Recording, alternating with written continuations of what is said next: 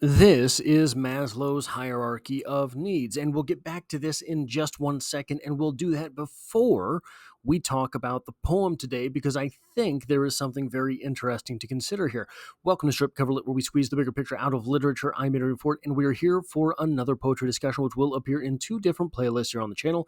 Number one being the poetry discussion playlist, now well over 700 videos strong. Number two being the Emily Dickinson playlist, a playlist of videos dedicated to the greatest poet that ever was. This poem is known as I Bring an Unaccustomed Wine. But first, I want to spend just a moment here. The hierarchy of needs, as communicated by Maslow, is basically saying if you want your life to go well, the base is where you have to start, and the tip of the pyramid here is where you want to end up. It is only by fulfilling the tier below that you can reach truly the tier above. So, biological and physical needs, basic life needs, air, food, drink, shelter, warmth, sex, sleep, etc., are where everything starts. Biological needs, the things that your body will search out and require. It's a little strange to me that sex is in there, but I get the urge through the hormonal level, or I understand that through the hormonal level, the drive will be there. But I don't think that's necessarily true for all people, and especially as people age, I don't think that is always there. Then, only once those are met can the next tier really be effective. Only once you have food and drink can safety really matter. If you don't have food, you have to assume risk in order to get it. But safety, protection, security, order, laws, limits, stability, etc., then make sense. Once you are clothed and fed, you can worry about order and law. Then there is belonging and love needs, family, affection, relationships, work, group. Why is this less important than safety? Well, think about it this way. If you're not fed and you're not sheltered, you die pretty quick. Then the law and order, which is available inside the family dynamic, can take place, but you have to be safe in order to care about affection.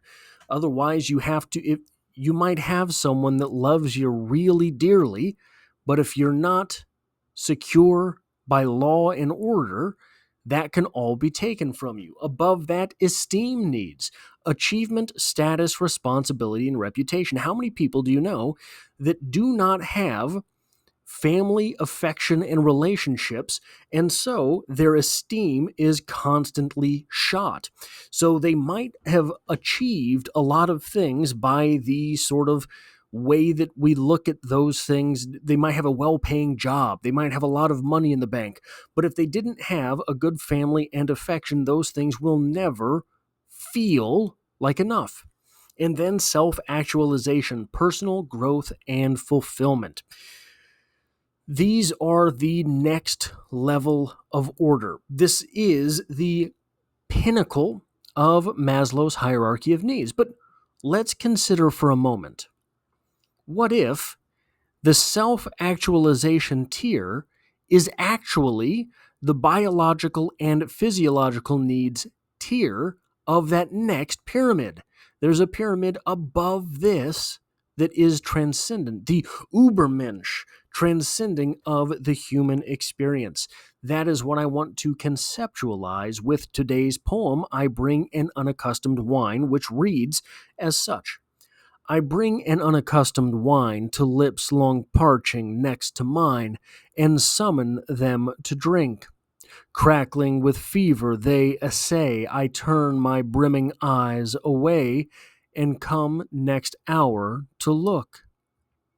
The hands, they still hug the tardy glass. The lips I would have cooled, alas, are so superfluous, cold. I would as soon attempt to warm the bosoms where the frost has lain, ages beneath the mold. Some other thirsty there may be, to whom this would have pointed me, had it remained to speak. And so I always bear the cup, if haply mine may be the drop some pilgrim thirst to slake. If haply any say to me, unto the little, unto me, when I at last awake.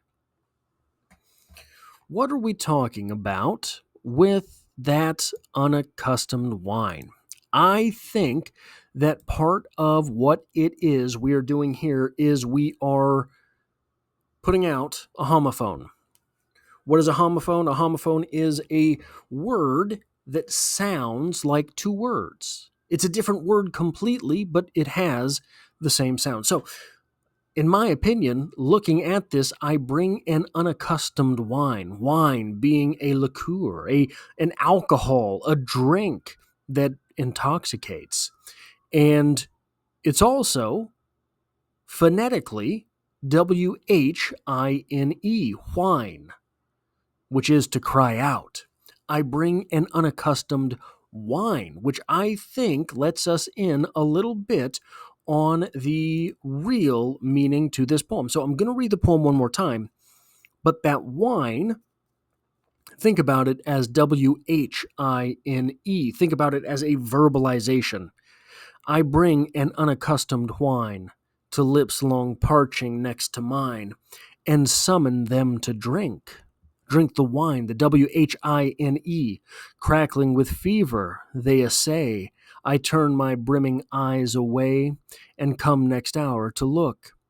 The hands still hug the tardy glass, the lips I would have cooled, alas, are so superfluous cold. I would as soon attempt to warm the bosoms where the frost has lain ages beneath the mold. Some other thirsty there may be, to whom this would have pointed me, had it remained to speak. And so I always bear the cup, if haply mine may be the drop some pilgrim thirst to slake. If haply they if haply any say to me, unto the little, unto me, when I at last awake. This wine, this intoxicating drink, what is it that we are talking about here? Well, I put out there, I dare to conject what we're really doing here is we are talking about poetry. Emily Dickinson, a prophet of the poetic, a prophet of poetry. Emily Dickinson. How often must she have thought that there was someone sitting next to her who was long parching for poetry, long parching for wisdom, long parching for that soulful movement which poetry allows. Thirsting for poetry, thirsting for expression.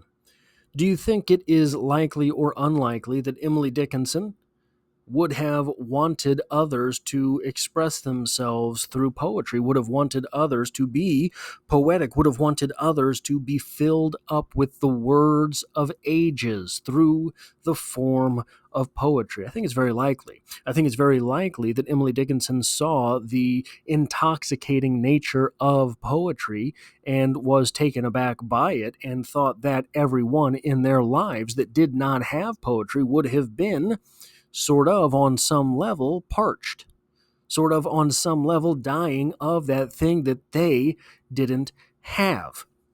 That hierarchy of needs.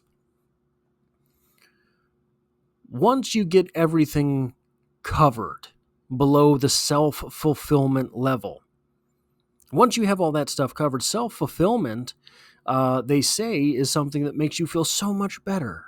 You are an Ubermensch. You are the greater man. But what if we are just so far away from the other mountain that we can't see the tip? We think that self-fulfillment is the pinnacle of life, but there is, at the end of this mountain, this pinnacle, another pinnacle yet. What would that be? The fulfillment of others? Would that be spreading that thing which made you complete and whole? I don't know.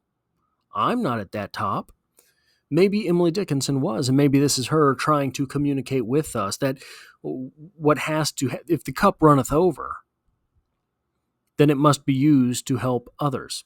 That is all I have for this poetry discussion. If you like or appreciate what it is that I do here, hitting the like button really does help me out, as it tells YouTube to share this video with other literature lovers. If you find yourself here by chance but not design, literature is the only thing I talk about on this channel, dropping multiple videos every single week. There's poetry every Monday, and as always, I hope to have you back for the next one.